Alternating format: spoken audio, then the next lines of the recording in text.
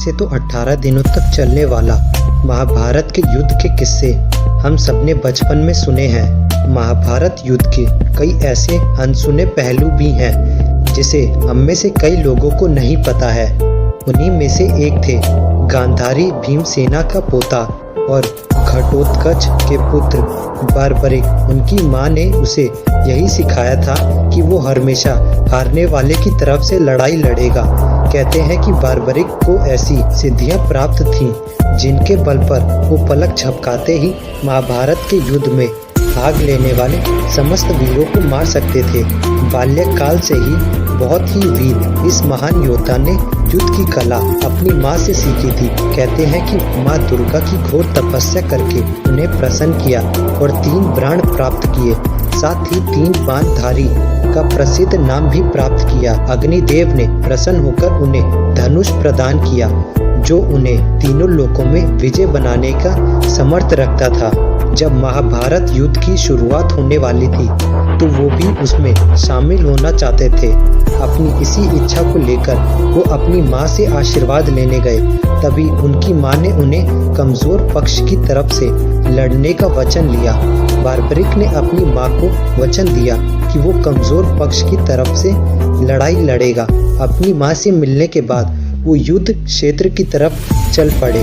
Barbaric जब रणभूमि की ओर जा रहे थे तब भगवान श्री कृष्ण ने ब्राह्मण का भेष धारण कर बार्बरिक के परिचित होने के लिए उन्हें रोका और ये जानकर उनकी हंसी भी उड़ाई कि वो मात्र 3 बाण लेकर युद्ध में सम्मिलित होने जा रहे हैं। ऐसा सुनकर बार्बरिक ने उत्तर दिया कि मेरे मात्र 1 बाण ही शत्रु को परास्त करने के लिए पर्याप्त है। उनके ये 3 बाण तीनों लोगों को तबाह कर सकते हैं। तभी श्री कृष्ण ने बार्बरिक से कहा कि पहले वो पीपल के पेड़ पर लगे सारे पत्तों को अपने बाण से छेद करके दिखाए। ऐसा सुनकर बार्बरिक ने अपना 1 बाण निकाला और ईश्वर को याद करके बाण चलाया, जिससे पीपल के सारे पत्तों में छेद हो गया और बाण श्री कृष्ण के पैरों के पास घूमने लगा, क्योंकि भगवान श्री कृष्ण ने पीपल के एक पत्ते को अपने पैरों के नीचे दबाए रखा था। बार्बरिक ने श्री कृष्ण से कहा कि आप अपने पैर को हटा लीजिए, नहीं तो वो आपके पैरों को चोट पहुंचा देगा। श्री कृष्ण ने बार्बरिक से पूछा कि तुम किस ओर से युद्ध लड़ोगे। तब उसने अपनी माँ को दिए वचन के बारे में बताया कि वो युद्ध में कमजोर पक्ष की ओर से लड़ेगा, क्योंकि श्री कृष्ण ये जानते थे कि युद्ध में कौरवों की हार होनी तय है और इस पर यदि बार्बरिक ने उनका साथ दिया तो परिणाम उनके पक्ष में होंगे। इसलिए श्री कृष्ण ने बार्बरिक से छल करते हुए दान की इच्छा जाहिर की। बार्बरिक ने उन्हें दान देने का वचन दे दिया। श्री कृष्ण ने दान में उनका शीश मांगा।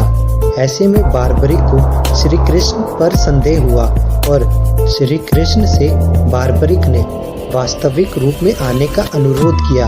जब जाकर भगवान श्री कृष्ण ने बार्बरिक को अपने विराट रूप का दर्शन दिया और जैसे कि हम सब जानते हैं कि भगवान श्री कृष्ण कितने चतुर थे, तो बार्बरिक से कहा युद्ध शुरू होने से पहले रणभूमि की पूजा के लिए हमें किसी वीर के शीश की आवश्यकता है।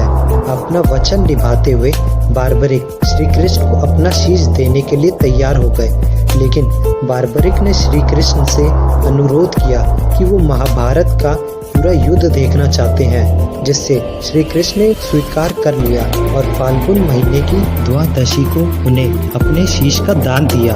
बार्बरिक के शीश को युद्ध भूमि के समीप ही रखा गया था, जहां से बार्बरिक संपूर्ण युद्ध को देख सकते थे। उसके साहस ने स्वयं भगवान श्री कृष्ण को भी प्रभावित किया था। श्री कृष्ण ने उसे घाटू नामक स्थान पर स्थापित किया था और बार्बरिक को श्याम नाम भी दिया था। आमतौर पर बार्बरिक को घाटू श्याम, बाबा घाटू के नाम से भी जाना जाता है। हजारों की संख्या में लोग इस मंदिर में आकर दर्शन करते हैं। रविवार और एकादशी के दिन भक्तों की तो भीड़ और भी ज्यादा होती है। आपको ये वीडियो कैसा लगा नीचे कमेंट सेक्शन में जरूर बताना। आज के वीडियो में बस इतना ही। मिलते हैं बहुत जल्द एक नए वीडियो के साथ। Thank you for watching video. जय हिंद।